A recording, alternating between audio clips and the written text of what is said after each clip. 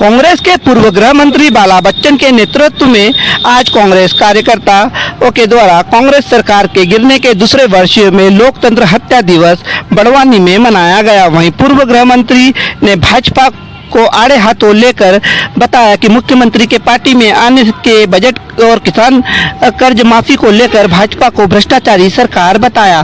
कांग्रेस की 15 महीने की सरकार आज ही के दिन गिरी थी, जिसको लेकर कांग्रेस पार्टियों द्वारा आज बड़वानी में लोकतंत्र हत्या के दिवस मनाया।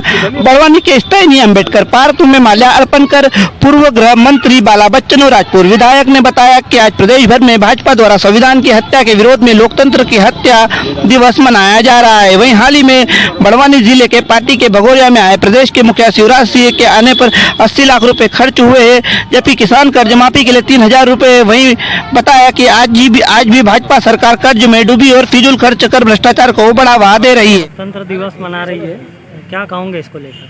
तो मैं समझता हूँ कि हमारे लोगों ने और हमारी पार्टी ने इसको स्पष्ट कर दिया है, और बहुत सारे व्हाट्सएप पे और जो मैसेज देने का जो सिस्टम है वो सारे सिस्टम से भी ये डला हुआ भी है कि 20 मार्च 2020 को आदरणीय कमलनाथ जी ने मुख्यमंत्री रहते हुए इस्तीफा आज ही के दिन दिया था। तो 2021 में भी और 20 मार्च 2022 को भी ये कार्यक्रम है।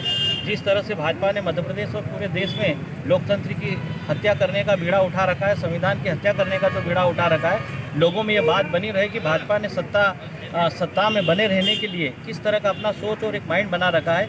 इस कारण से आज कमलनाथ जी के नेतृत्व पूरे मध्य प्रदेश में लोकतंत्र बचाने के लिए, संविधान को बचाने के लिए और एक गैर लोकतांत्रिक तरीके से और असंवैधानिक तरीके से जो सरकार जो गिराई है, इस कारण से आज ये दूसरा वर्ष है लगातार कि लोकतंत्र और संविधान को बचाने के लिए कार्यक्रम कमलनाथ जी के नेतृत्व में और यहाँ जिले में जिला कांग्रेस कमेटी और हमारे कांग्रेस पार्टी के परिवार और ब्लॉक कांग्रेस कमेटी के अध्यक्षों के नेतृत्व में कार्यक्रम रखा गया।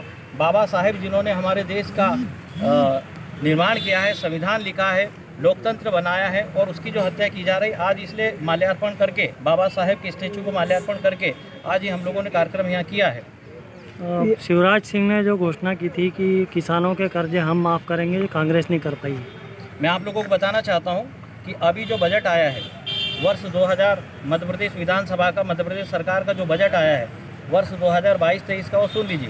वो विनियोग है लगभग 2,79,237 करोड़ का, ये इतने का बजट है। और शिवराज सिंह जी की सरकार के ऊपर जो कर्ज है वो भी सुन लीजिए आप, 3,25,153 करोड़ रुपए का कर्ज है। तो जितना बजट होना चाहिए उससे ज़्यादा शिवराज सिंह जी की सरकार के ऊपर कर्ज है। और दूसरी चीज़, जिनके लिए जो बजट रखते हैं, मैंने अपने बजट भाषण में ये बात एक एक हेड में, एक कंडिका में, एक जो मद होता है उनका मैंने उल्लेख करके सारी बातें स्पष्ट की है। और वो मेरा बजट भाषण का वीडियो बाहर आया भी है। आप लोगों को डिटेल अगर जानना हो तो उससे समझ सकते हो। जहाँ सरकार बैठती वहाँ मैंने मध्य प्रदेश के सर्वहारा वर्ग के लिए वो बात को, जो मुद्दे को उठाया है कि सरकार बजट पास करवाती है, लेकिन जिन हेड में, जिन मद में, जिन लोगों के लिए खर्च करना चाहिए, जिस क्षेत्र के लिए खर्च करना चाहिए, वो बिल्कुल भी नहीं करती है। उस बात को मैंने स्पष्ट किया है। देखिए, कमलनाथ जी की मात्र 15 महीने की सरकार ने पूरे मध्य प्रदेश के 27 लाख किसानों का 11,500 करोड़ का कर्ज माफ़ किया। अब हम और कांग्रेस पार्टी के विधायक कि द्वितीय चरण का कर्ज कब तक उसका चरण समाप्त हो जाएगा, तीसरा चरण कब लिया जाएगा कर्ज माफ़ी का, और उसके लिए कितना बजट प्रोविज़न किया गया था, आप सुन लो। जब से हमारी सरकार गई है, लगातार 5वें-6ठे सत्र में सरकार इस बात का जवाब दे रही है कि कर्ज माफ़ी की जानकारी एकत्रित की जा रही है। आज तक प्रॉपर रिप्लाई जो किसान चाहते हैं वो नहीं आया है। और अभी जो कर्ज माफ़ी के लिए अभी जो बजट में कितना प्रावधान किया वो मैं आप लोगों को बता रहा हूँ। पूरे मध्य प्रदेश के लिए मात्र 3,000 रुपये का प्रोविज़न किया है। और भगोरिया मनाने के लिए अगर वो पार्टी में शिवराज सिंह जी आते हैं भगोरिया करने के लिए, तो वहाँ यहाँ वो 80 लाख रुपये अपने भगोरे की मस्ती के लिए उड़ा कर जाते हैं।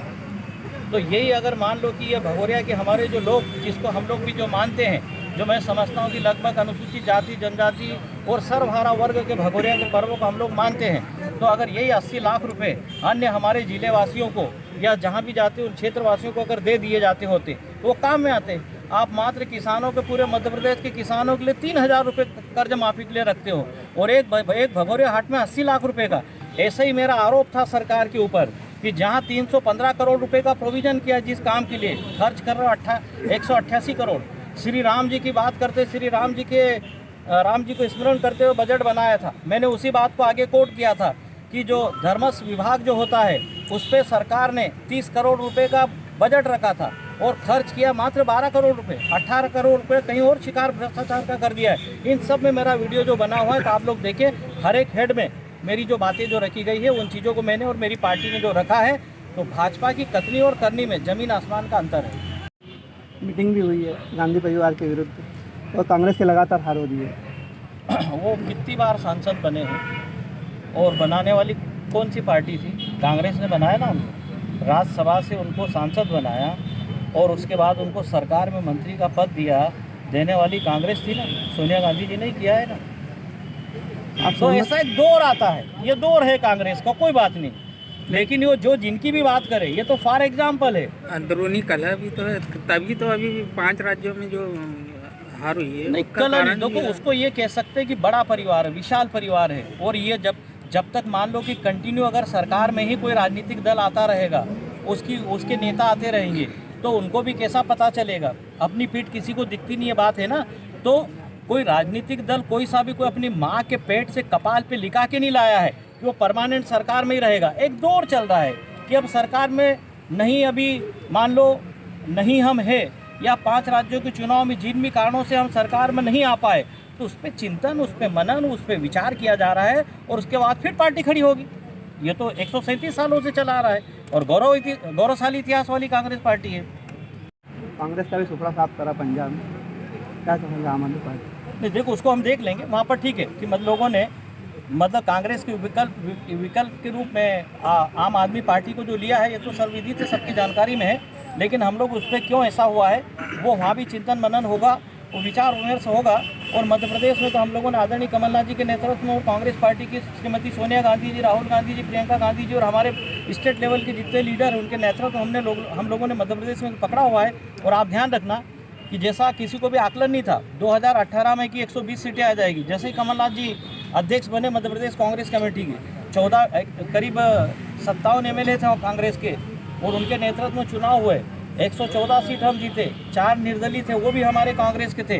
तो लगभग हम 120-121 सीटों पर हम लोगों ने जीत दर्ज की थी। और जैसी सरकार उन्होंने जो चलाई थी, सरकार चलते हुए लोगों को लगा था, चाहे आम मतदाता हो या किसी राजनीतिक पार्टी के कार्यकर्ता भी हो, पदाधिकारी भी हो, तो उनको लगता था कि यार कमलनाथ जी वाकई में सरकार तो बहुत अच्छी चला रहे थे और कमलनाथ जी ने ही मुख्यमंत्री होना चाहिए। तो अब जो वोट पड़ेगा मध्य प्रदेश कांग्रेस कमेटी के अध्यक्ष रहते हुए कमलनाथ जी के, अब हम लगभग 150 से ऊपर सीटें जीतेंगे और 2023 में हमारी सरकार होगी। अब इस बात को, इस दिन को याद रखना। आरपीटीवी न्यूज़ की खबरें पाने के लिए लाल कलर का सब्सक्राइब बटन दबाइए, साथ ही नोटिफिकेशन के लिए बेल आइकॉन दबाइए और साथ ही आरपीटीवी की न्यूज़ की खबरों को लाइक कीजिए, शेयर कीजिए, सब्सक्राइब कीजिए।